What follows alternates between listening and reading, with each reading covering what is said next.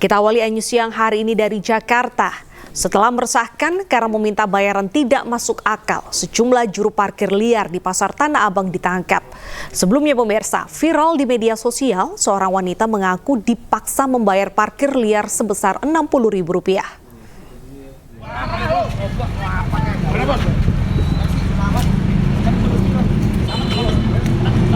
Juru parkir liar ini terus memberontak dan menolak saat akan dibawa polisi di kawasan Blok G, Pasar Tanah Abang, Jakarta Pusat. Karena terus melawan, pelaku langsung digendong paksa oleh polisi. Dari tangan jukir liar ini, polisi mendapati uang tunai hampir Rp600.000 hasil menjaga lahan parkir liar.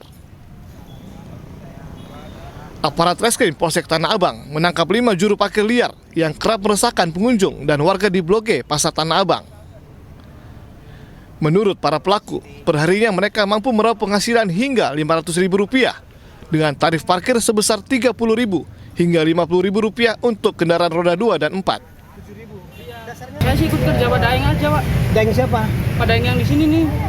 Mana dia ada kontribusinya buat ini enggak? Ya saya hanya punya teman kerja, Pak. Saya tidak tahu. Berapa setoran Pak Daeng? Nggak nentu. Berapa biasanya? Kadang 500, kadang 400 lebih. Sehari 500.000? Ya. Lu dapat berapa sehari? Saya dikasih 100.000. Katanya 10.000, oke, gua kasih 10.000 duit gocengan 2 ya. Keluar dari bank tuh, tebel banget ya kan. Habis itu 60, hah? 60, hah? Ya kak, kata dia semua rata yang parkir pinggir jalan juga semua 60.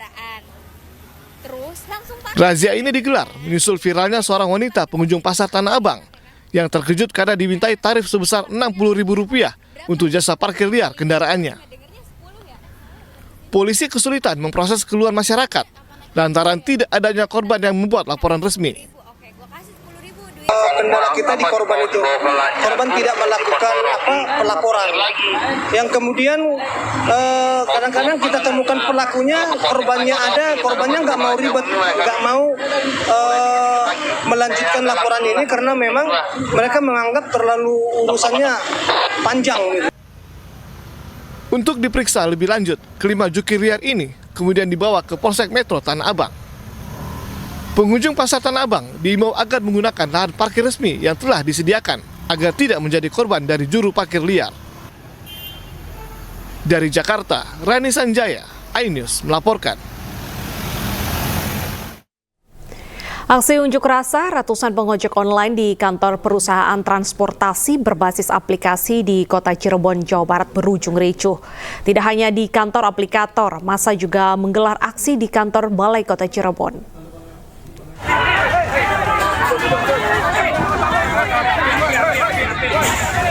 Kericuhan mewarnai aksi unjuk rasa ratusan pengemudi ojek online di kantor perusahaan transportasi berbasis aplikasi di Kota Cirebon, Jawa Barat. Pendemo yang berusaha menyegel kantor penyedia jasa layanan transportasi dengan memaksa masuk, namun diadang petugas keamanan.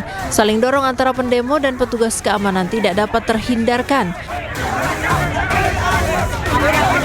Bahkan aksi yang sempat memanas tersebut nyaris berujung baku hantam sebelum akhirnya diredam petugas kepolisian. Selain di kantor aplikator, pendemo juga terlibat saling dorong saat menggeruduk kantor Balai Kota Cirebon. Pendemo yang berusaha menemui Wali Kota Cirebon terhalang pintu masuk hingga terlibat keributan dengan pihak keamanan setempat. Pendemo mendesak pemerintah dan wakil rakyat memperhatikan nasib pengemudi ojek online. Salah satu tuntutan pendemo yaitu penghapusan paket hemat berbayar yang jelas melanggar aturan Menteri Perhubungan. Hapus potongan 20% menjadi 10% karena aplikator hanya menyediakan jasa aplikasi, sedangkan semua beban yang ditanggung oleh driver online semua mitra. Tidak menemui titik terang, pendemo pun berjanji akan kembali beraksi dengan jumlah yang lebih besar lagi jika dalam sepekan tidak ada keputusan terkait tuntutan yang mereka layangkan. Dari Cirebon, Jawa Barat, To Iskandar, iNews melaporkan. Pemirsa, viral aksi warga kejar dan merusak sebuah mobil minibus bermuatan belasan jerigen BBM di Cianjur, Jawa Barat. Sebelumnya mobil minibus ini menabrak mobil lainnya dan langsung melarikan diri. segala sadayana ditabrak mobil Fortuner diserempet. Inilah rekaman video amatir saat warga mengejar mobil minibus yang membawa belasan jerigen berisi BBM di Jalan Raya Cianjur Jonggol, Cianjur, Jawa Barat. Kejadian bermula saat warga kesal dengan ulah sopir mobil minibus yang melarikan diri usai menabrak mobil lainnya. Setelah terpojok di wilayah di Kampung Cijambe, mobil minibus tersebut ternyata sudah ditinggal kabur sopirnya lantaran takut diamuk massa. Warga pun melampiaskan kekesalannya dengan merusak mobil minibus tersebut dan ditemukan belasan jerigen BBM dalam mobil. Mobil tersebut ada kejadian laka lantas di sekitar wilayah Cikalongkulon, tepatnya samping Koramil, menyenggol satu unit mobil Fortuner warna hitam, kemudian mobil tersebut kabur. Nah, sama warga dikejar. Setelah dikejar, masuk ke daerah Warudoyong, di antara perkebunan lah, tidak ada pemukiman, pemilik meninggalkan kendaraan tersebut. Nah, warga geram merusak mobil tersebut. Selain mobil, petugas juga mengamankan belasan jerigen berisi BBM. Kini petugas masih memburu pemilik mobil untuk mengembangkan penyelidikan kasus tabrak lari dan temuan BBM. Dari Cianjur, Jawa Barat, Muhammad Andi Ihsan melaporkan. Sepasang muda-mudi di Lebak, Banten terpergok warga berduaan di kontrakan. Saat dirazia petugas, kedua remaja tersebut sembunyi di atas plafon kontrakan.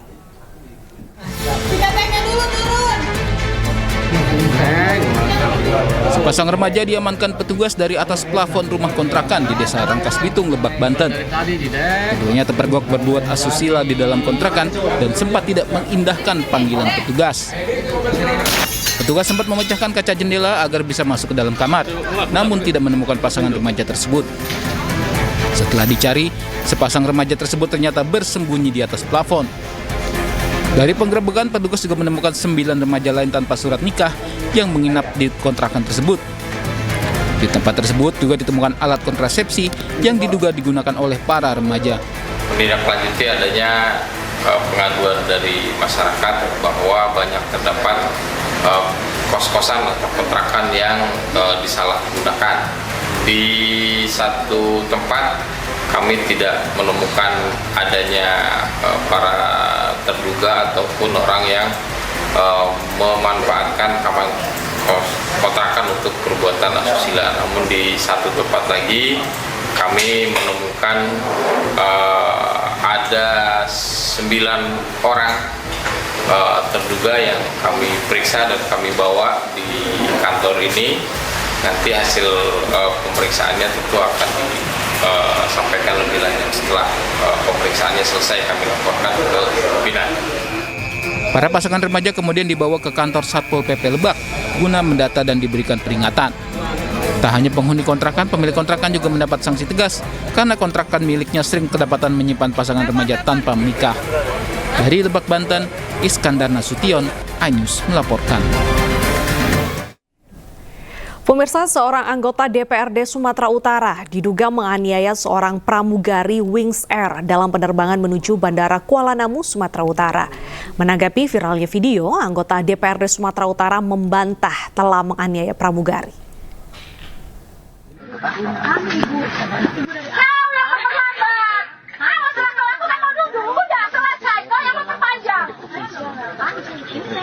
Jangan seperti itu dong Bu. Ini main tangan ini.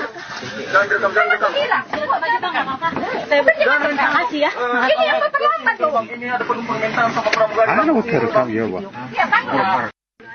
Seorang anggota DPRD Sumatera Utara diduga menganiaya seorang pramugari Wings Air dalam penerbangan pesawat dari Bandara Bineka Gunung Sitoli menuju Bandara Internasional Kuala Namu, Deli Serdang, Sumatera Utara. Sementara itu, menanggapi viralnya video, anggota DPRD Sumatera Utara Megawati Zebua membantah bahwa dirinya menganiaya pramugari. Kalau disuruh kayak gini nggak bisa. Video viral itu yang mengatakan saya mencekik itu tidak ada sama sekali lah Pak. Tidak pernah saya mau mencekik orang. Saya hanya menyuruh pramugarinya untuk bergeser supaya penumpang yang lain bisa masuk pada saat itu. Jadi inilah ya media sosial juga. Dan saat itu saya hanya karena mau membantu seorang bapak tua yang tidak ingin bagasinya, barangnya, tasnya di bagasi dioperasikan karena dia akan transit ke Padang. Di dalam soal menunggu barang di tempat menunggu bagasi kan 1 jam itu kan, bisa lah dia nggak ke dapatan pesawat, nyampe ke pesawat tadi dia akan hangus lah tiketnya ya. Makanya saya sangat membantu, saya minta tolong sama pramugarinya, tapi pramugarinya bertahan sekali dengan mengatakan itu sudah dilabel dan tidak bisa diletakkan di kabin. Megawati juga mengaku sudah berkomunikasi dengan pihak Wings Air dan sudah saling memaafkan atas insiden tersebut. Sementara itu menindaklanjuti peristiwa tersebut, pihak Lion Air menyebut bahwa pihaknya tengah menempuh langkah hukum lantaran tindakan tersebut sebagai tindakan yang mengganggu keselamatan penerbangan. Justru pelanggan MZ menunjukkan sikap tidak kooperatif dengan tidak mengikuti instruksi awak kabin, berusaha melepas label bagasi, serta melakukan tindakan kontak fisik terhadap pramugari. Saat ini Wings Air sedang menempuh langkah-langkah hukum sebagai bagian komitmen untuk melindungi awak pesawat yang bertugas, serta bagian menciptakan penerbangan yang aman dan profesional bagi semua pihak. Insiden ini terjadi pada Minggu 13 April lalu ketika proses naik pesawat di mana anggota DPRD Sumatera Utara asal daerah pemilihan Sumatera Utara 8 ingin memasukkan kopernya ke kabin yang sudah dilabeli bagasi. Dari Medan, Sumatera Utara, Said Ilham, iNews melaporkan. Pemirsa, polisi telah mengamankan oknum dokter kandungan yang melecehkan pasien di sebuah klinik di Garut. Namun dokter tersebut masih dalam pemeriksaan dan statusnya akan ditentukan lebih lanjut.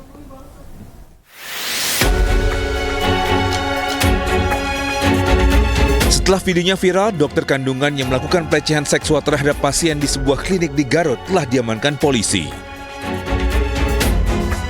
Pelaku langsung diperiksa secara intensif oleh Unit Perlindungan Perempuan dan Anak atau PPA Satreskrim Polres Garut. Kapolres Garut AKBP Muhammad Fajar Gemilang menyatakan pelaku telah diamankan kurang dari 24 jam setelah videonya viral. Pelecehan terjadi di sebuah klinik di Garut pada Juni tahun lalu dan pelaku juga sudah tidak membuka praktik lagi di Garut. Jadi karena viral tadi malam, langsung kita atensi. Polisi membentuk tim khusus baik dari Polres Garut bersama dengan Polda Jawa Barat langsung menindaklanjut dan alhamdulillah tadi siang sudah kita amankan yang bersangkutan. Demikian kita mendatangi klinik di sekitar Garut, ada klinik Karya Asta. Didapat informasi memang itu diduga terjadi sekitar bulan Juni 2024, jadi sekitar sudah 10 bulan yang lalu di lokasi. Pelaku yang kini telah diamankan, statusnya kini masih dalam pemeriksaan dan masih didalami untuk menentukan langkah selanjutnya. Sementara sudah ada 2 korban yang mendatangi langsung ke Polres terkait masalah ini.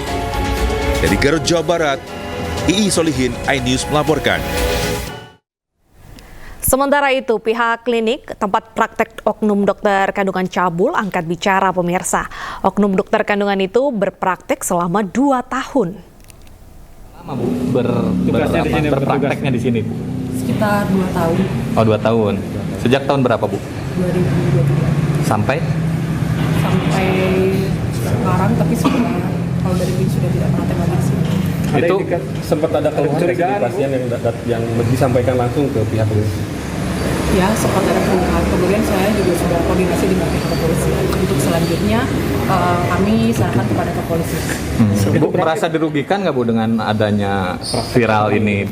Jujur sangat sekali merasa dirugikan, apalagi bukan hanya kepada klinik saja sebagai pribadi, tapi kepada seluruh dokter-dokter juga di Indonesia, karena dengan adanya satu oknum ini jadi mencoreng seolah-olah semua dokter itu sepertinya sama gitu, seperti itu. Langkah-langkah yang dilakukan oleh pihak klinik sendiri seperti apa? Ada tuntutan nggak ke dokter ini, ke oknum ini? Karena sudah merugikan. Kami selanjutnya serahkan kepada pihak kepolisian. Bukan maksudnya dari manajemen klinik ada tuntutan nggak misalkan ke oknum ini? Atau secara otomatis dipecat mungkin dokternya? Kalau dokternya memang sudah tidak praktek di sini lagi, Kalau untuk lanjutnya apa ada tuntutan atau sebagainya, kami akan koordinasikan juga dengan pihak hukum. Oke. Kalau dokternya nggak bekerja di sini, udah tidak bekerja, karena memang ada kasus itu, atau memang dia mengundurkan diri atau seperti apa? Sudah mengundurkan diri sih dari awal. Dari 3 hari ke belakang berarti? Dari sebelumnya, dari bulan tahun ini sudah mulai tidak ini sih praktek tidak praktek lagi di sini. Praktek itu sudah terjadwal, tidak khusus gitu. Jadi hanya hari-hari tertentu tidak, dan pasien juga sudah bilang tidak praktek lagi di Garut karena memang beliau sudah tidak praktek di rumah sakit itu juga. Jadi saat ini prakteknya dimanapun saya kurang tahu. Tapi nama dokternya masih terpampang ya di depan sana, Bu. Masih. Ya, takutnya masyarakat mengira ini masih praktek di sini gitu. Untuk itu mungkin nanti kita akan coba dicabut, takutnya masyarakat juga takutnya ada jadi anggapan. Ya, terkait dengan kasus pelecehan seksual yang melibatkan dokter kandungan, pihak Kementerian Pemberdayaan Perempuan dan Perlindungan Anak akan memberikan perlindungan dan bantuan hukum kepada korban pelecehan dokter kandungan di Garut, Jawa Barat. Dan berikut ini adalah pernyataan dari Menteri PPPA Arifah Fauzia. Berkoordinasi juga dengan unit P3A kami yang berada di sana, sudah sejauh mana yang dilakukan, kemudian upaya yang bisa kita lakukan paling cepat adalah melakukan perlindungan terhadap korban, apa yang dibutuhkan, pemulihan psikologisnya dan sebagainya.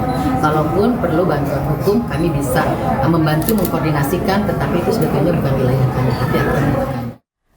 Dan pemirsa, untuk mengetahui bagaimana situasi dan informasi terkini, kita sudah terhubung dengan rekan Ii Solihin yang saat ini berada di klinik yang juga merupakan tempat kejadian perkara di kawasan Garut, Jawa Barat. Selamat siang, Solihin. Apakah hari ini ada pemeriksaan lanjutan di klinik? Selamat siang, Deta. Baik, pemirsa, saat ini saya sedang berada di lokasi tepatnya di depan klinik swasta tersebut. Untuk saat ini diinformasikan untuk klinik swasta tersebut aktivitas seperti biasa, cuman nampak sepi. Begitu, Deta. Baik, apakah masih ada warga yang berkunjung untuk memeriksakan kandungan atau aktivitas di klinik ini ditutup untuk sementara? Kalau saya melihat dari mata sendiri bahwa kegiatan klinik swasta tersebut masih melakukan aktivitas biasa dan memang terlihat tampak sepi aja, begitu, Deta. Baik, tadi disampaikan ada keresahan bahwa jika nama dokter ini tidak dicopot dari pelang klinik tersebut, maka akan ada korban lanjutan. Apakah saat ini nama dokter ini masih terpampang di klinik? Saya perlihatkan dalam arti kataan untuk saat ini memang masih terpampang dokter tersebut yang ada di klinik swasta tersebut. Gitu, Delta. Masih ada. Baik, lantas bagaimana tanggapan dari warga sekitar terkait dengan insiden ini? Apakah sebelumnya sudah ada desas-desus ataupun juga sempat menjadi perbincangan di kalangan warga? Saya dapat informasi di masyarakat, memang untuk masyarakat menginginkan dan pengen mengetahui gitu kan, dengan apa kejadian tersebut, bertanya-tanya di kalangan masyarakat tersebut, begitu, Delta. Kalau sehari-hari, Solihin, apakah klinik ini cukup ramai atau menjadi salah satu klinik favorit di wilayah Garut?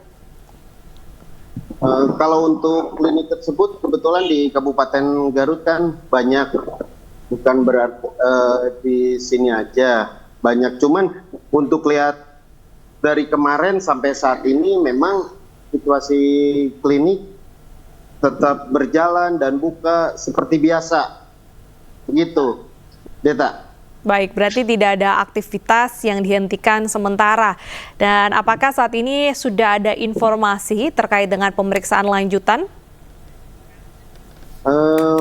Untuk informasi, memang pihak Polres Garut masih melakukan pemeriksaan intensif terhadap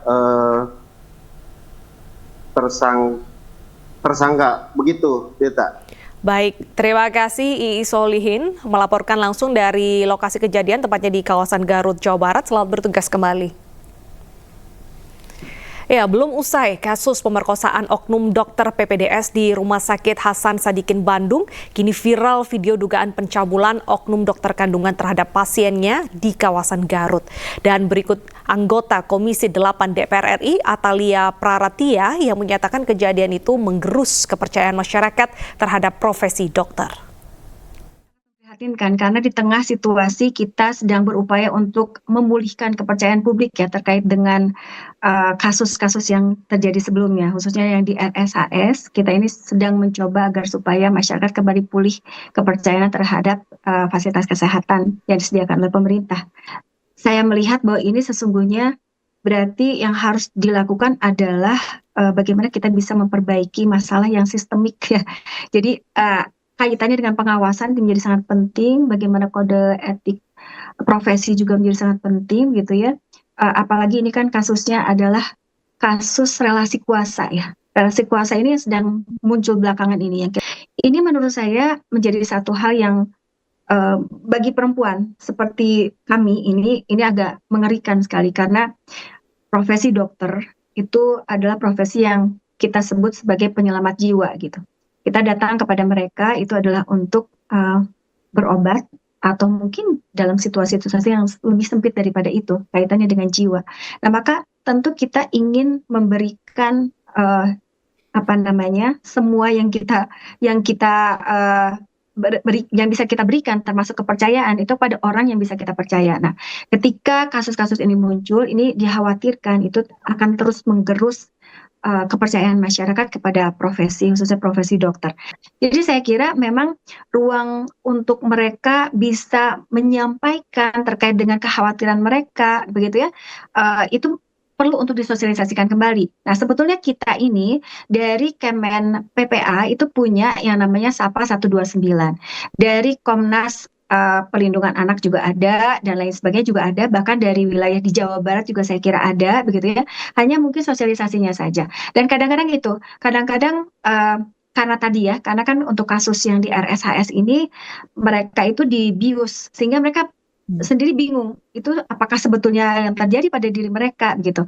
Kecuali tadi ada pendampingan dari keluarga sehingga mereka bisa mendorong agar supaya yang bersangkutan melakukan pemeriksaan mandiri dulu, kemudian apabila terjadi sesuatu dia langsung melapor, begitu ya. Setelah viral di media sosial, pelaku pelecehan seksual wanita penumpang KRL komuter lain di stasiun Tanah Abang, Jakarta Pusat ditangkap. Pelaku diamankan di dalam kereta relasi Rangkas Bitung Tanah Abang setelah wajahnya terdeteksi kamera pengawas stasiun. Itu tadi, aduh. Nggak dapat? Enggak, bukan tadi, aduh. Kenapa? Apes banget kayaknya hari ini ya. Oh my God. Dapat driver nggak di cancel mulu kali? Enggak, bukan. Tadi kan aku pas mau turun eskalator. Iya. Aku nggak nyadar ada cowok di belakang aku. Terus dia numpahin di celana belakang. Inilah video viral saat wanita penumpang KRL komuter lain mencurahkan isi hatinya pada pengemudi taksi online. Wanita ini mengaku dilecehkan saat baru keluar dari kereta dan turun menggunakan eskalator di stasiun Tanah Abang, Jakarta Pusat. Setelah dilakukan penyelidikan, pelaku pelecehan seksual tersebut ditangkap Polsuska KAI Komuter saat menumpang kereta relasi Rangkas Bitung Tanah Abang. Wajah pelaku terdeteksi kamera analitik yang ada di stasiun Tanah Abang dan Rangkas Bitung. Setelah diperiksa, pelaku mengakui perbuatannya dan kemudian diserahkan ke Polres Metro Jakarta Pusat, di mana korban juga sudah membuat laporan polisi. Pelaku tertangkap karena tertangkap di video analitik yang kebetulan kami punya tim yang 24 jam memonitor pergerakan penumpang. Selain harus berurusan dengan hukum, pelaku juga secara otomatis masuk daftar hitam KAI dan tak lagi bisa menggunakan moda transportasi komuter lain. Pihak KCI juga mengimbau pengguna KRL untuk waspada pelecehan seksual dan segera melapor jika menjadi korban. Dari Jakarta, Ranu Sanjaya, iNews melaporkan. Pemirsa, buntut kasus pemerkosaan oknum dokter PPDS di Rumah Sakit Hasan Sadikin, program pendidikan anestesi Unpad dibekukan. Pembekuan dilakukan selama 1 bulan agar evaluasi bisa dilakukan oleh Kementerian Kesehatan.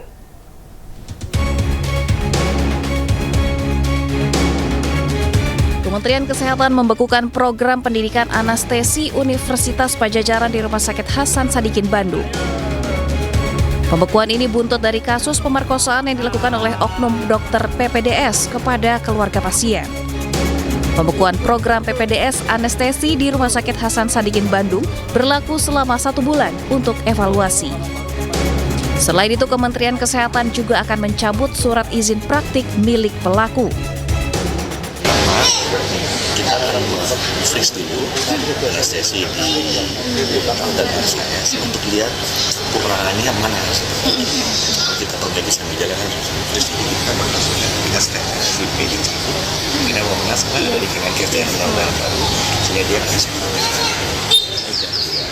Dan yang ketiga, ini kan bisa dicegah. Ini kan masalah gimana masalah. Nah, sekarang Kemenkes akan mewajibkan untuk semua yang mau masuk harus tes. Sementara itu, Universitas Pajajaran memastikan bahwa program pendidikan anestesi kampus tetap berjalan. Selain RS Hasan Sadikin Bandung, Unpad memiliki rekanan dengan rumah sakit lain dalam proses pendidikan anestesi. Meski demikian, Unpad menyambut baik pembekuan program anestesi di Rumah Sakit Hasan Sadikin oleh Kementerian Kesehatan. Kami menghargai keputusan dari Kemenkes karena ini semua adalah demi terselenggaranya pendidikan yang lebih baik. Namun mungkin yang dimaksud tentu bukan menghentikan pendidikan, tetapi menghentikan rumah sakit sebagai tempat pelayanan pendidikan. Karena kan sebetulnya kalau menghentikan pendidikan itu harus dilakukan oleh universitas. Jadi sebetulnya pendidikan anestesinya tidak berhenti. Karena sebetulnya selain Rumah Sakit Sadikin, kita pun menggunakan rumah sakit lain untuk proses pendidikan. Ada rumah sakit jejaring yang lain, rumah sakit Unpad dan sebagainya. Tentu di proses yang lain tetap berjalan, jadi yang dihentikan adalah tempat pendidikannya di Hasan Sadikin.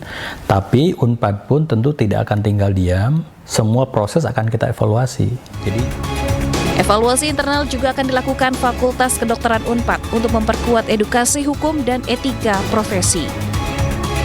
Tim Liputan iNews melaporkan. Pemirsa, Kementerian Pemberdayaan Perempuan dan Perlindungan Anak berharap pelaku pemerkosaan dokter residen terhadap keluarga pasien dihukum seberat-beratnya. Sementara itu, kuasa hukum korban menilai pengawasan rumah sakit sangat kurang terhadap dokter PPDS yang bertugas.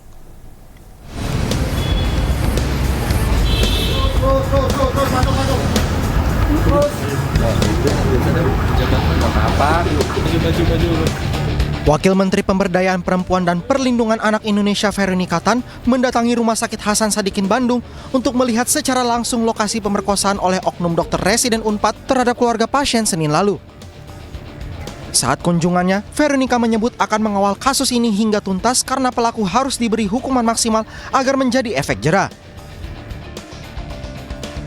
Sementara itu, Menteri Pemberdayaan Perempuan dan Perlindungan Anak Arifah Fauzi menyampaikan akan memberi pendampingan trauma psikologis kepada para korban. Kami sudah melakukan koordinasi dengan Dinas P3A setempat. Saat ini sedang melakukan pendampingan layanan. Kami berusaha memberikan layanan yang maksimal untuk korban. Kemudian yang kedua, kami juga sudah melakukan koordinasi dengan aparat penegak hukum agar kemarin diwakili oleh Bu Wamen diberikan sanksi seberat-beratnya yang memberikan efek jera.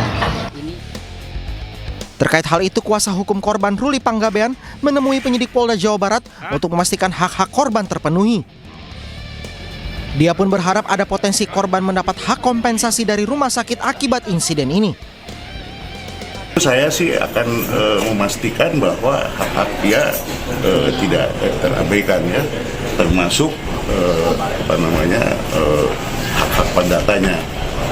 Nah, tuntutan tadi saya sudah buka sedikit kepada Direktur SHS untuk coba berpikir untuk apa yang bisa diberikan kompensasi pada mereka. Tapi tadi alhamdulillah Direktur RSAS sudah menyatakan tegas-tegas siap bertanggung jawab untuk dan lain sebagainya. Tidak semua free, nggak ada biaya dan lain untuk. Ruli menilai pengawasan rumah sakit sangat kurang terhadap dokter PPDS yang bertugas. Hingga kini, kondisi korban masih mengalami trauma pasca peristiwa terjadi.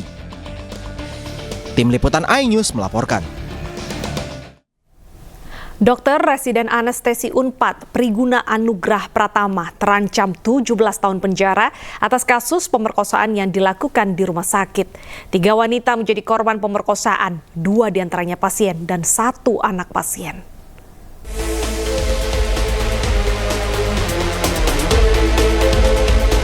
Priguna Anugrah Pratama, dokter residen anestesi Universitas Padjadjaran Bandung, resmi ditetapkan sebagai tersangka kasus pemerkosaan.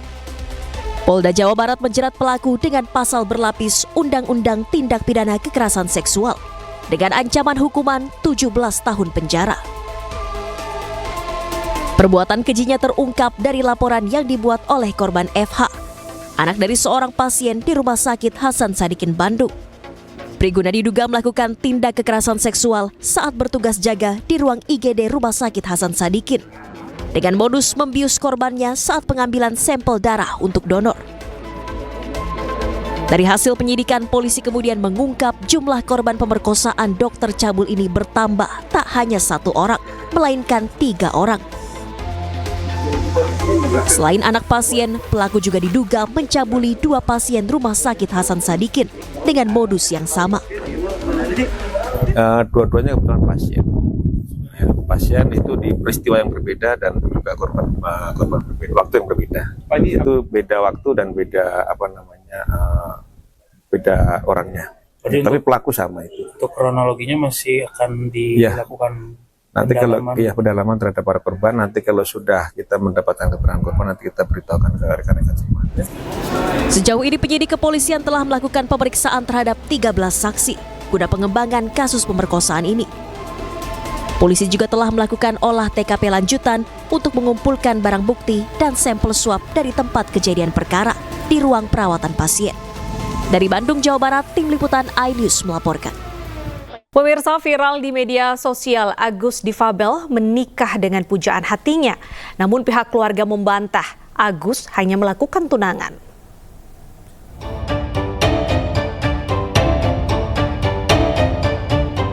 Kabar Iwas menikah mencuat setelah prosesi adat pernikahan Iwas dengan pujaan hatinya beredar di media sosial.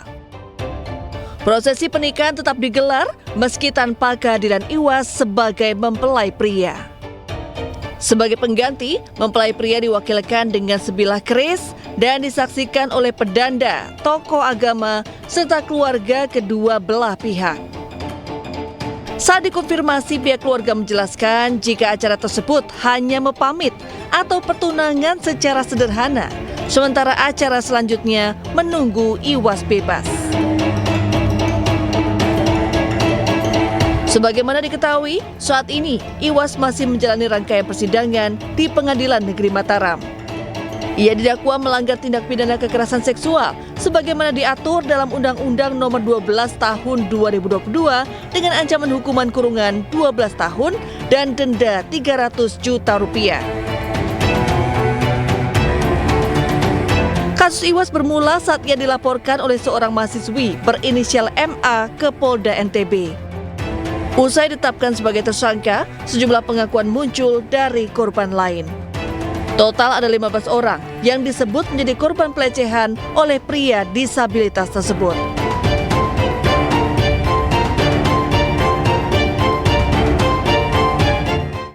Pemirsa, harga kacang kedelai impor di pasaran tanah air kini melonjak hingga Rp9.700 per kilogramnya. Kenaikan ini membuat para perajin tahu tempe di sejumlah daerah menjerit dan terpaksa mengurangi ukuran agar tidak merugi.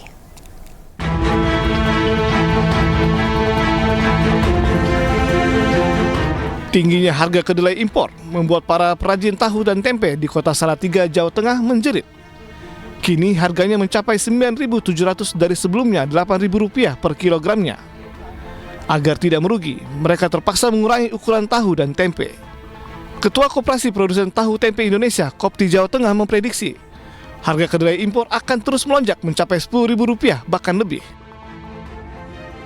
Jelas akan mengalami satu kesulitan pembelian kedelai itu. Ya, itu nanti akan berdampak pada harga jual tempe tahu nggak sih Pak? Pasti itu. Bisa juga itu nanti ukurannya dikurangi. Di Denpasar, Bali, produsen tahu mengeluhkan kenaikan harga kedelai impor. Agar bisa tetap memproduksi, mereka berupaya mensiasatinya dengan mencampur kedelai impor dengan kedelai lokal. Namun kualitas tahu yang dihasilkan juga menurun karena kualitas kedelai lokal jauh dibanding kualitas kedelai impor. Di Bali, harga kedelai impor saat ini mencapai Rp10.500 per kilogramnya.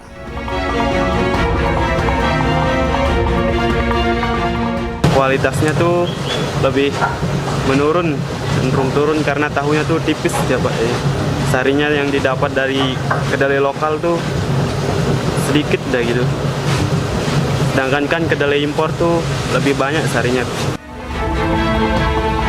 Sementara di Tanah Laut Kalimantan Selatan, perajin tahu dan tempe tidak berani menaikkan harga jual mereka di tengah naiknya harga kedelai impor. Mereka juga tidak dapat beralih ke kedelai lokal karena hasilnya tidak sebagus kedelai impor. Agar tetap dapat bertahan, para perajin tahu dan tempe terpaksa mengurangi ukuran cetakan tahu mereka tanpa harus menaikkan harga. Ya, kita cara mengantisipasinya Pak ya, kita kalau menaikkan harga tahu itu agak susah kan Pak? Ya. Jadi caranya kita memperkecil ukuran. Produsen tahu dan tempe berharap adanya upaya nyata dari pemerintah untuk mampu menekan harga kedelai impor di pasaran.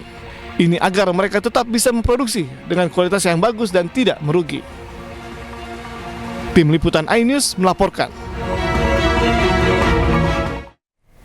Ya, harga kedelai mulai meningkat hingga di harga Rp10.000 per kilogramnya. Ini membuat para perajin tahu harus mengurangi ukuran tahu untuk menekan biaya produksi. Di produsen tahu rumahan kawasan Semanan, Jakarta Barat, harga kedelai yang meningkat ini mulai dikeluhkan pemirsa. Sebelumnya, untuk memproduksi tahu dari total 4 kuintal kedelai per hari, mereka membutuhkan modal di angka Rp3.500.000. Namun, akibat dari kenaikan harga kedelai, biaya modal bahan baku kedelai naik di harga Rp4 juta per harinya. Pada akhirnya, perajin tahu ini harus mengurangi ukuran tahu yang diproduksi agar harga jualnya tidak naik di pasaran.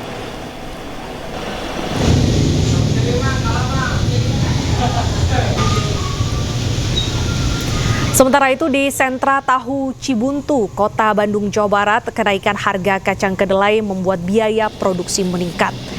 Namun, omset justru berkurang. Saat ini harga kacang kedelai telah menyentuh di angka Rp9.800 per kilogram atau naik Rp2.000 dari harga normal Rp7.800 per kilogram. Kenaikan harga kacang kedelai secara bertahap ini membuat para perajin tahu menjerit, di mana banyak perajin tahu mengalami penurunan omset hingga 30%. Jika kacang kedelai terus mengalami kenaikan hingga di atas Rp10.000, maka para perajin ini akan memperkecil ataupun menaikkan harga tahu. Para perajin berharap pemerintah ikut serta dalam menstabilkan harga kacang kedelai agar masyarakat bisa membeli tahu dengan harga yang terjangkau.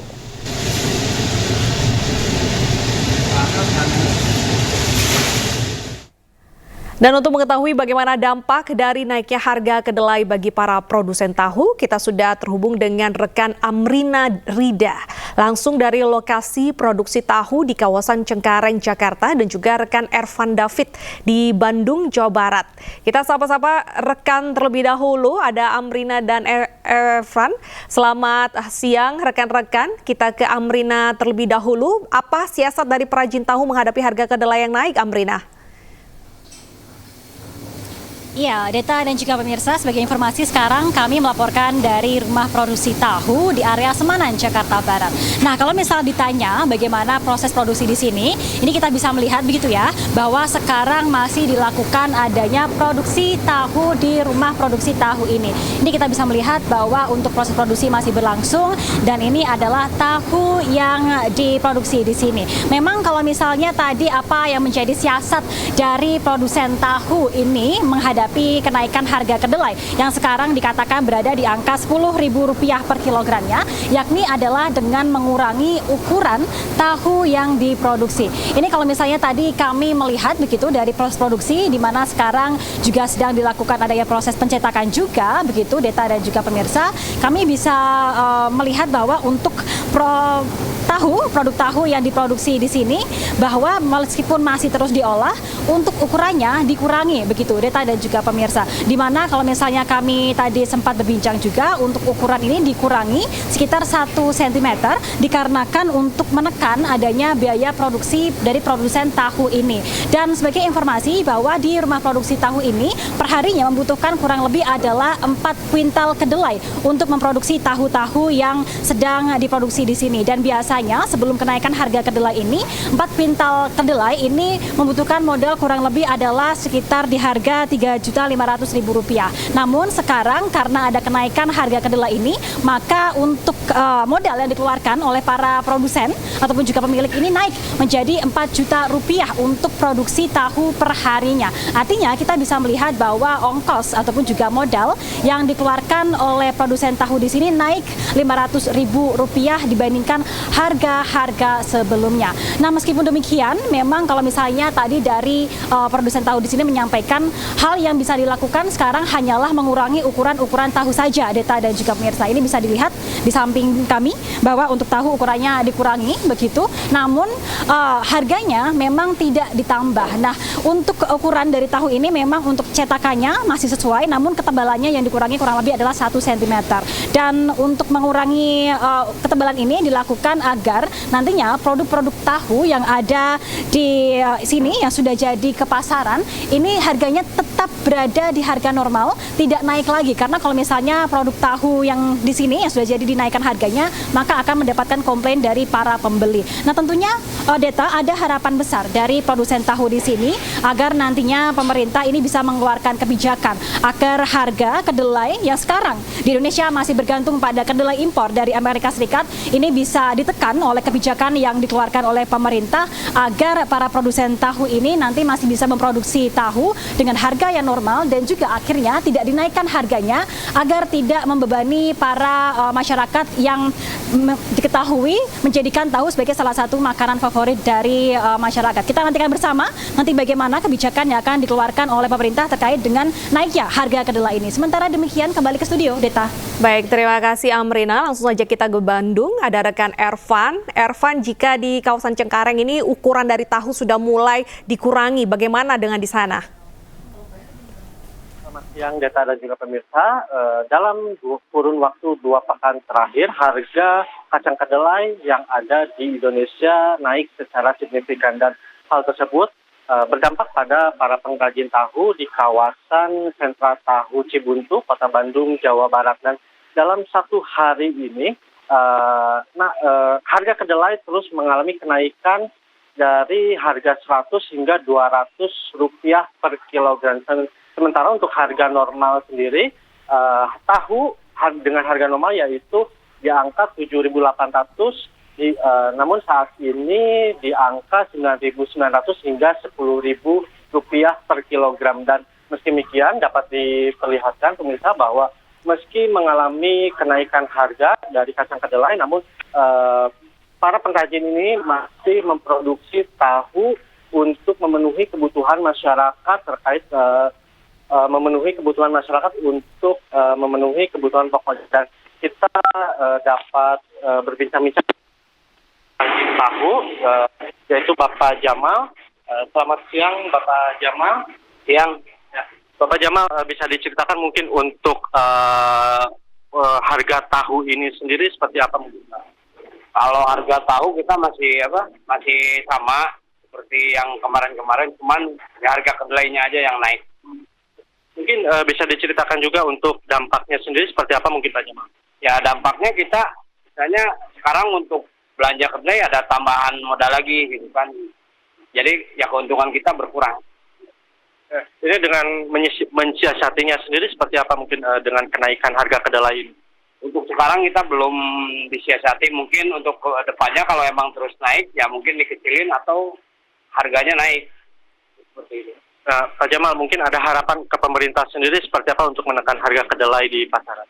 Ya kita mohon bantuannya ke pemerintah dari Kementerian Pangan, terus perdagangan juga. Ya untuk menekan harga kedelai biar stabil lagi gitu kan. Karena ya sekarang udah terasa sih dampaknya, kita merugi 30-40% lah.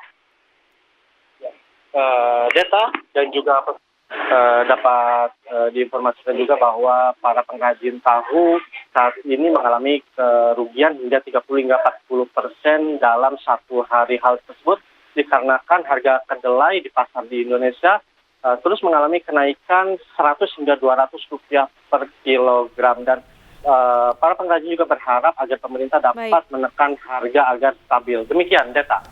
Baik, terima kasih Ervan atas laporan Anda. Sebelumnya ada Amrina dari kawasan Cengkareng, Jakarta. Selamat bertugas kembali. Pemirsa, usai memeriksa 3 saksi, polisi kini mengantongi ciri-ciri pelaku pencurian belasan anak tangga jembatan penyeberangan orang di Jalan Daan Mogot, Grogol, Jakarta Barat.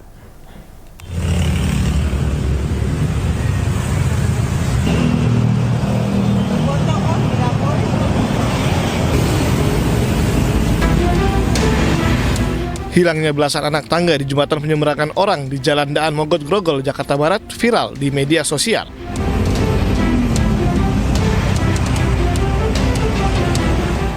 Saat ini kondisi JPO tersebut sudah diperbaiki Dinas Bina Marga Pemerintah Provinsi Jakarta dan sudah aman untuk kembali digunakan warga. Meski demikian, unit Reskrim Polsek Grogol Petamburan kini masih memburu pelaku pencurian anak tangga jembatan penyeberangan orang tersebut.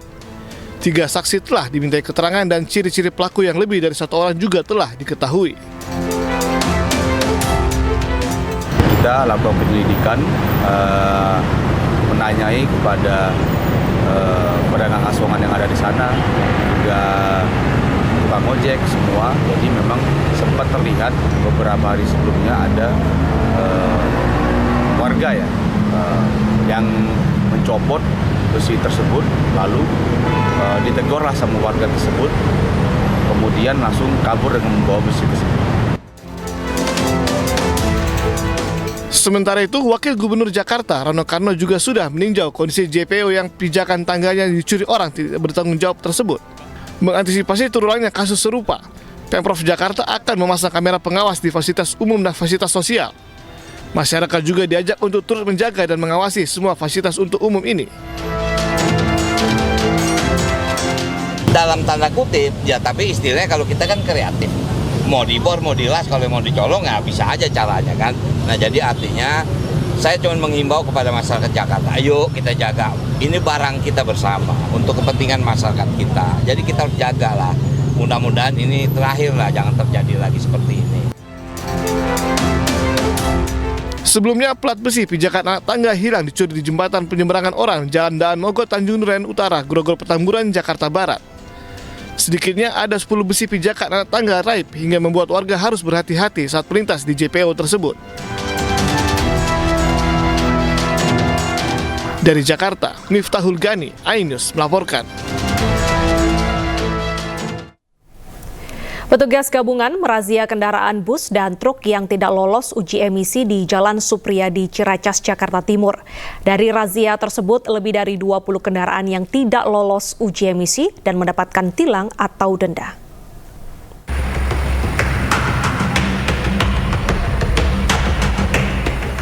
Satu persatu bus dan truk yang melintas di Jalan Supriyadi, Susukan, Ciracas, Jakarta Timur dirazia petugas gabungan TNI Polri, Disub, Satpol PP, dan Dinas Lingkungan Hidup untuk mengecek emisi dari kendaraan tersebut. Dengan menggunakan alat uji emisi khusus, dari hasil razia lebih dari 20 kendaraan bus dan truk yang tidak lolos uji emisi. Selanjutnya, para pelanggar uji emisi langsung dikenakan tilang di tempat dan wajib menghadiri sidang tindak pidana ringan di Pengadilan Negeri Jakarta Timur dan diwajibkan membayar denda Rp250.000 bagi pengendara sepeda motor dan denda maksimal Rp500.000 bagi kendaraan roda 4 atau lebih. Sesuai dengan kajian ya, bahwa kendaraan berat, ya, khususnya truk bus itu berbahan bakar solar itu penyumbang terbesar dari sektor transportasi. Baru sepeda motor, baru mobil pribadi seperti itu. Jadi kita sasar yang paling besar dulu penyumbangnya. Razia uji emisi untuk mengurangi pencemaran udara dan lingkungan untuk Jakarta yang lebih bersih. Dari Jakarta, Rio Mani, iNews melaporkan.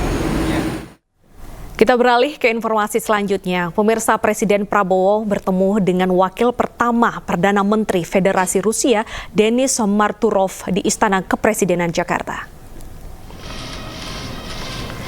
Tiba di Istana Kepresidenan Jakarta sekitar pukul 2 siang tadi, wakil pertama Perdana Menteri Federasi Rusia, Denis Marturov, langsung disambut oleh Presiden Prabowo di teras istana.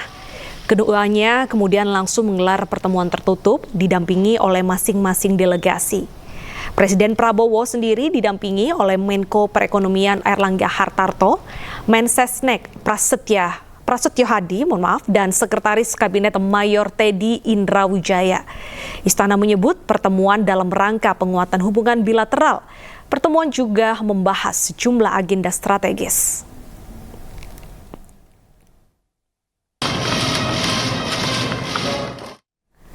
Presiden Prabowo Subianto berencana segera mengumpulkan Menteri Kabinet Merah Putih guna membahas rencana evakuasi warga Gaza ke Indonesia. Meski demikian, Prabowo belum menginformasikan waktunya.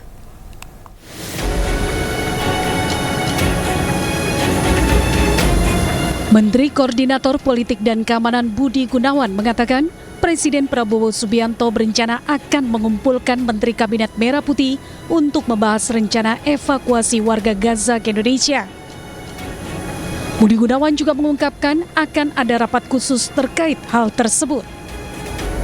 Presiden Prabowo belum menginformasikan secara pasti kapan rapat tersebut akan digelar. Soal rencana evakuasi tadi sempat Belum. Tapi kalau dari Menko Polhukam, apakah sudah koordinasi? Belum, nanti Presiden akan mengumpulkan tuh ada arahan khusus. Akan ada rapat khusus ya Pak ya? Ya, sekarang fokus termasuk negosiasi dengan Amerika ya, masalah ekonomi. Sebelumnya Presiden Prabowo mengatakan jika Indonesia siap menampung warga Palestina di Gaza, terutama mereka yang mengalami luka-luka, trauma, dan anak-anak yatim piatu. Rencana tersebut dapat berjalan jika mendapatkan persetujuan dari otoritas Palestina, pihak-pihak terkait, serta wajib memenuhi syarat yang telah ditetapkan. Tim Liputan iNews melaporkan. Menko Polhukam Budi Gunawan menyebut pemerintah tengah fokus mempersiapkan negosiasi tarif impor kebijakan Presiden Amerika Serikat Donald Trump. Tim negosiasi akan berangkat dalam waktu dekat. Ya, sekarang fokus termasuk negosiasi dengan Amerika ya, masalah ekonomi. Kalau untuk negosiasi ini arahannya seperti apa Pak? Ada kan, kita ada klasifikasi yang terkait dengan tarif, non-tarif, dan investasi. Itu sudah dirumuskan, jadi ada tim dalam waktu dekat akan berangkat. Pemirsa, Menteri-Menteri Kabinet Merah Putih bergantian berkunjung ke kediaman Joko Widodo. Para menteri menyatakan pertemuan hanya merupakan silaturahmi dan membantah isu matahari kembar yang muncul.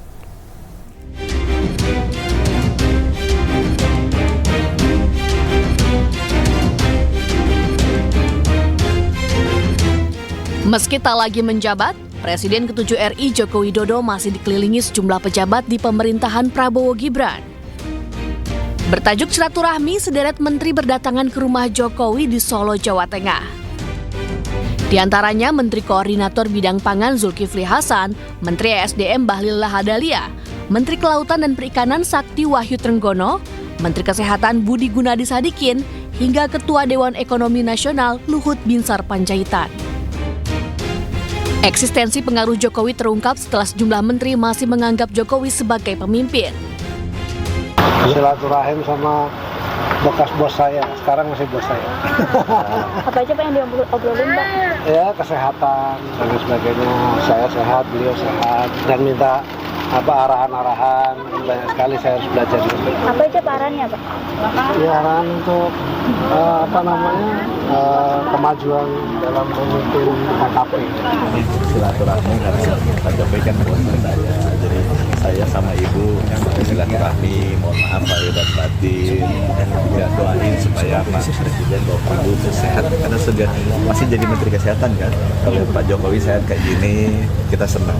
Apalagi kalau Pak Jokowi nanti umurnya sampai 80, 90, 100, insya Allah kita lebih senang lagi. Artinya Menteri Kesehatannya sehat sih.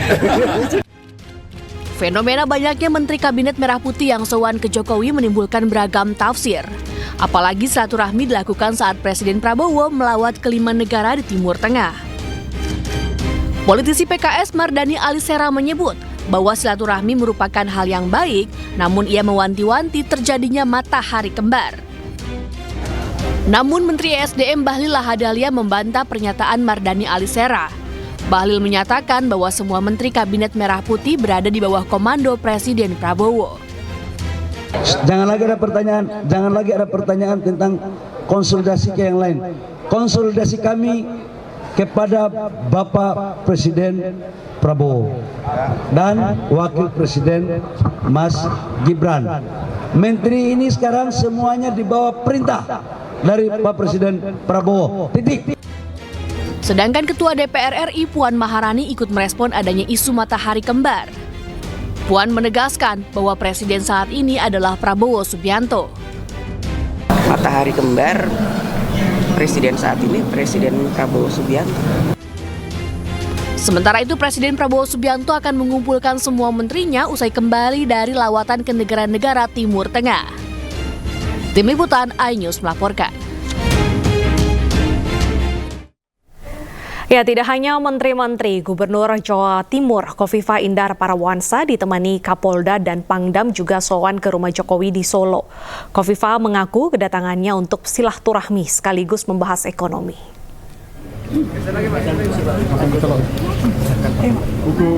Khofifah datang ke Jokowi ditemani Pangdam 5 Brawijaya, Maijen TNI Rudi Saladin, dan Kapolda Jawa Timur Irjen Pol Nanang Afianto. Para petinggi Jawa Timur ini bertemu dengan Jokowi sekitar 1 jam. Menurut Khofifah, pertemuannya selain silaturahmi juga membahas perang tarif antara Amerika dengan Cina yang berdampak ke seluruh dunia. Kami diterima hari ini Pak Pangdam, Pak Kapolda juga bersama-sama bisa hari ini, jadi nyambunglah waktunya. Alhamdulillah kami tentu menyampaikan terima kasih bahwa kami diterima sowan halal bihalal. Ada pembahasan apa dengan Pak Jokowi? Cair ya, tentu beliau update bagaimana sebetulnya dampak ekonomi trade war ya antara perang tarif ini Amerika dan Cina, dan itu terjadi di seluruh dunia. Tentu kami di Jawa Timur melakukan berbagai langkah antisipasi. Saya matur bahwa kita secara personal melakukan komunikasi dengan owner dari perusahaan-perusahaan besar, dan kami juga mengundang Apindo, terutama yang karyawannya di atas 4.000. Masih di News yang bersama saya Rosalinjo. Pemirsa, kita ke informasi berikutnya terkait Presiden ke-7 Indonesia Joko Widodo meminta oknum yang menuduh ijazahnya palsu untuk membuktikan tuduhannya. Sementara kian memanasnya polemik isu ijazah palsu Joko Widodo. Ratusan orang yang mengatasnamakan tim pembela ulama dan aktivis mendatangi Fakultas Kehutanan UGM. Siapa yang mendalilkan, itu dia yang membuktikan. Siapa yang menuduh, dia yang juga harus membuktikan.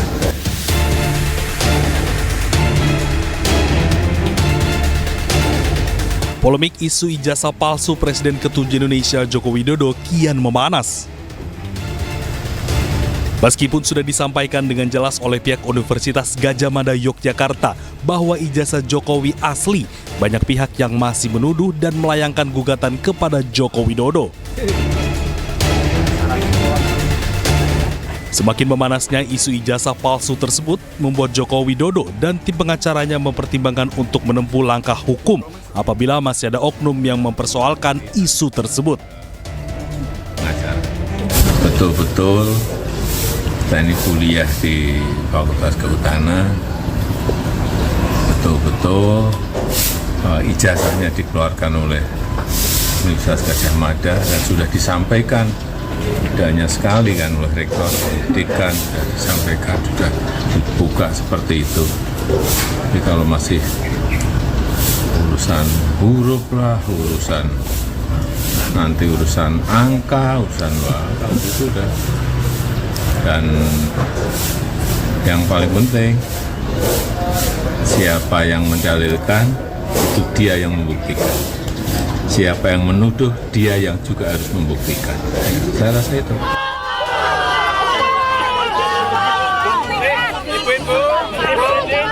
Sementara itu, ratusan orang yang mengatasnamakan tim pembela ulama dan aktivis mendatangi Universitas Gadjah Mada Yogyakarta untuk meminta klarifikasi kepada UGM terkait keaslian ijazah Presiden ke-7 Joko Widodo. Perwakilan massa menyebutkan bahwa isu ini akan selesai jika Presiden ke-7 Joko Widodo memperlihatkan ijazahnya kepada khalayak. Presiden Jokowi kita berharapkan untuk punya etikat baik. Kalau memang Presiden itu punya ijazah, serahkan. Saya meyakini kalau itu diserahkan selesai masalahnya. Tetapi ketika di pengadilan kita melihat proses hukum itu berjalan, orang yang menuduh sementara divonis hukum, tetapi belum bisa dibuktikan di pengadilan ijazah itu ada atau tidak. Oleh karena itu hari ini tim pembela ulama dan aktivis dari Jakarta hadir dalam rangka klarifikasi dengan pihak UGM untuk menentukan apakah ijazah itu asli atau tidak. Kemudian mohon dipahami. Sementara itu, Joko Widodo selalu menyampaikan dirinya benar-benar kuliah di Fakultas Kehutanan UGM dan ijazahnya resmi dikeluarkan oleh UGM dan sudah disampaikan tidak hanya sekali oleh Rektor UGM hingga dekan.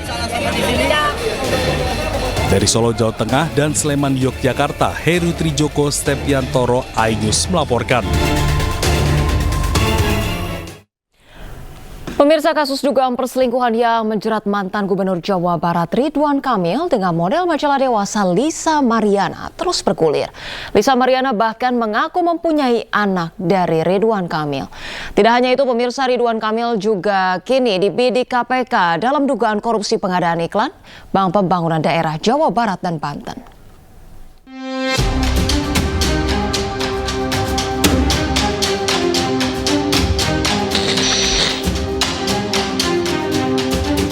Kasus dugaan perselingkuhan mantan Gubernur Jawa Barat Ridwan Kamil dengan Lisa Mariana menghebohkan jagat maya. Dalam beberapa keterangannya di media sosial, model Lisa Mariana mengaku berpacaran dengan RK dan sempat diberi uang oleh RK untuk menggugurkan kandungannya. Tak lama setelah menjadi perbincangan publik, Lisa Mariana pun muncul ke publik. Dengan mengejutkan, Lisa mengaku mempunyai anak dari RK. Kronologis kenal sama Pak RK itu saya dikenalkan oleh AA. Ya,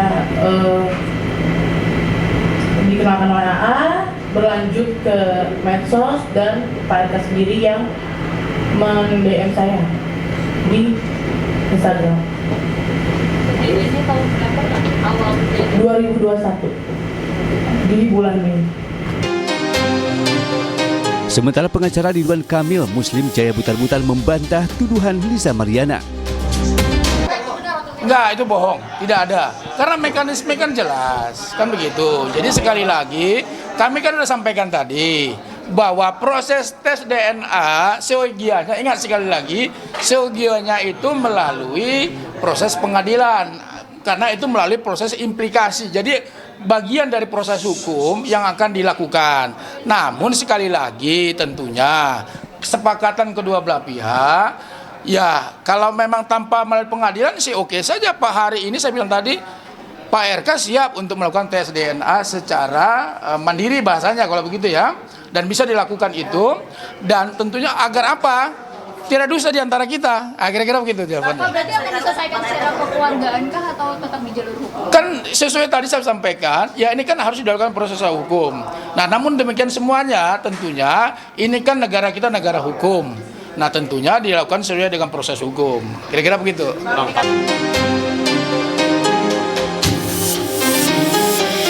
Belum usai kasus dugaan perselingkuhannya itu, kini Ridwan Kamil dihadapkan dengan kasus hukum. Komisi Pemberantasan Korupsi akan segera mengungkap peran mantan Gubernur Jawa Barat Ridwan Kamil dalam kasus dugaan korupsi pengadaan iklan Bank Pembangunan Daerah Jawa Barat dan Banten. KPK juga telah menyita sejumlah dokumen dan sepeda motor mewah milik RK sebagai barang bukti. Tim Liputan iNews melaporkan.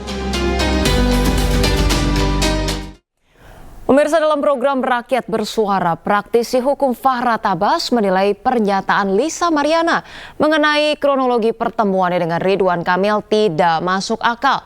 Ia pun menduga kuat langkah Lisa Mariana yang menuntut hak anak yang disebut adalah anak Ridwan Kamil adalah pemerasan.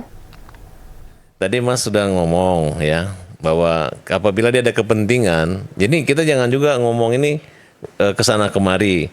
Dia kalau memang dia punya bukti dia buat laporan polisi. Lisa dong. Oke. Ya di situ kan dia bisa membuktikan bahwa saya gini gitu. Mungkin apa? Sampai sekarang nggak ada laporan itu nggak ada gitu. Terus kedua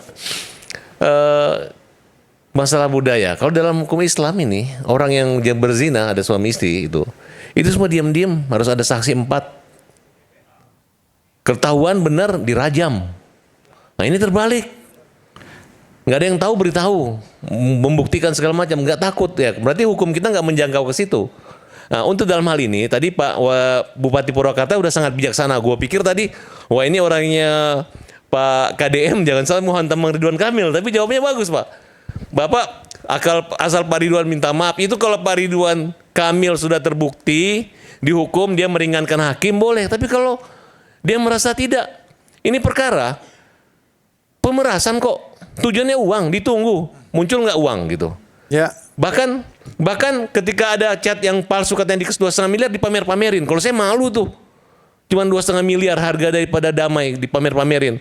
Kecuali udah 50 M lah, mungkin saya pamerin. Tidak jelas dari mana chatnya. Tujuannya apa? Untuk propaganda, untuk viral, bukan keadilan di sini. Nah, dan lihat cara dia ngomong di TV. Begitu gini pengacara ditarik mic-nya, ya kan? Mana harga diri wibawa seorang lawyer kalau digitu sama klien? Ya, dan saya bilang perkara ini tidak hanya Lina yang bisa dilaporkan. Pemirsa, Miss Indonesia 2024 Monica Sembiring melalui program Beauty with a Purpose melakukan aksi sosial di Kampung Ciseke, Desa Padarincang, Kabupaten Serang, Banten. Program sosial yang turut didukung oleh MNC Peduli ini membangun jaringan air bersih, menyediakan fasilitas MCK dan membuat reservoir untuk penampungan air bersih.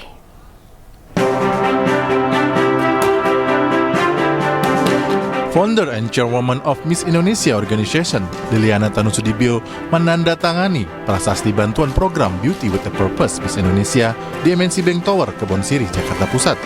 Mengusung tema Brings Hope and Clean Water to Communities, program ini diinisiasi oleh Miss Indonesia 2024, Monica Kezia Sembiring.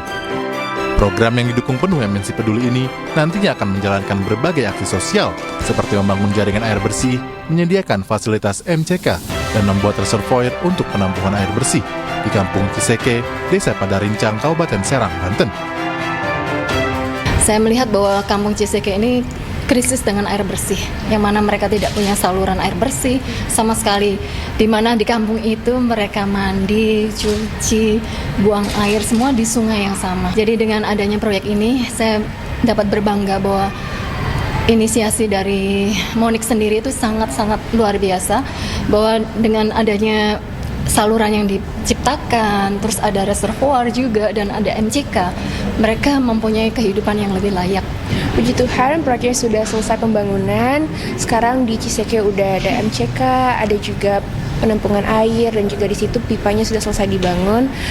Bisa dibilang proyek ini proyek yang penuh perjuangan, tidak gampang, tapi saya berharap dengan adanya proyek ini, warga di sana bisa hidup lebih sehat, mereka bisa mendapatkan kualitas hidup yang lebih layak.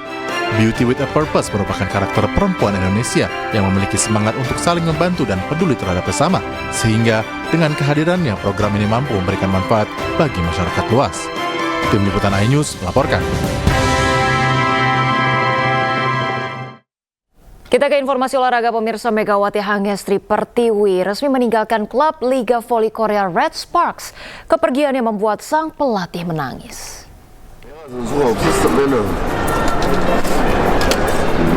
정관장 배구단이 이런 성적을 못 냈을 겁니다. 너무 Tangis Ko Hee-jin, pelatih dari Daejeon Jeonkwangjan Red Sparks, tidak terbendung usai melepas atlet bola voli fenomenal Indonesia Megawati Hangestri Pertiwi. Mega sendiri meninggalkan Red Sparks karena tidak memperpanjang kontraknya bersama klub asal Daejeon itu. Padahal sang pelatih Ko Hee-jin sudah mengambil tindakan awal dengan menawarkan Mega kontrak baru. Apalagi kehadiran Mega sangat krusial karena membuat Red Sparks masuk dalam persaingan gelar juara Liga Voli Korea dalam 2 musim terakhir. Tapi sayangnya tawaran ini tidak bersambut dan Mega pada akhirnya harus berpisah dengan Red Sparks. Awalnya atlet berjuluk Megatron ini meninggalkan Red Sparks karena disebut ingin dekat dengan ibunya yang kondisi kesehatannya memburuk dalam laporan sejumlah media. Namun ini dibantah Mega saat ditemui di Jember, Jawa Timur pada Selasa siang. Mega menyebut ia tidak memperpanjang kontraknya dengan Red Sparks karena ingin lebih dekat dengan keluarga di kampung halamannya. Iya, lebih dekat keluarga, ternyata mama, tapi mama sehat-sehat aja, terus tapi di berita suka bilang mama sakit, itu saya sebut sedih sih, karena kenapa orang-orang tulis mama saya sakit, padahal mama saya sehat-sehat aja, alhamdulillah. Doain aja juga buat mama saya, pokoknya karena udah 2 tahun saya jauh dari keluarga, ya mungkin saatnya ini aku sama keluarga dekat. Keputusan Mega meninggalkan Red Sparks membuat kesedihan tersendiri bagi pelatih dan rekan-rekannya. Namun dirinya kini ingin fokus dengan keluarga dan pemulihan kesehatannya usai cedera. Pemirsa pecinta sepak bola Indonesia kali ini bisa melihat secara dekat trofi legendaris Liga Champions Eropa. Tidak hanya itu, legenda Bayern München, Bastian Schweinsteiger hadir menyapa penggemar di Indonesia. Dan pemirsa, informasi ini sekaligus menutup iNews siang hari ini. Pemirsa, temukan informasi-informasi terbaru lainnya di www.inews.id dan cuplikan tayangan berita iNews dapat Anda saksikan di kanal YouTube @officialinews. Dan pemirsa, selanjutnya Anda akan menyaksikan Pemimpin Rakyat bersama Sabrina Hasilah. Pemirsa, saya Rosalin Ju pamit undur diri. Terima kasih, selamat beraktivitas dan sampai jumpa.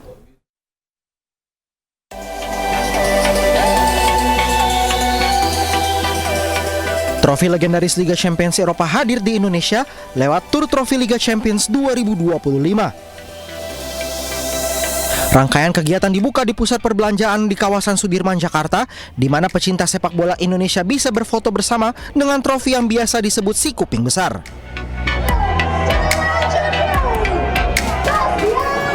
Tidak hanya itu, salah satu legenda sepak bola Eropa yaitu Bastian Schweinsteiger datang ke Jakarta menemui pecinta sepak bola Eropa di Indonesia. Yeah, fantastic. I mean, it's such a huge fan base, and they all came here to have the opportunity to see the trophy over there as well. It's fantastic. So thank you for your support. We definitely can feel it in Europe. Setelah hadir di Jakarta, Tur Trofi Liga Champions akan berlanjut di Afrika Selatan pada 25 hingga 27 April 2025. Dari Jakarta, tim liputan iNews melaporkan.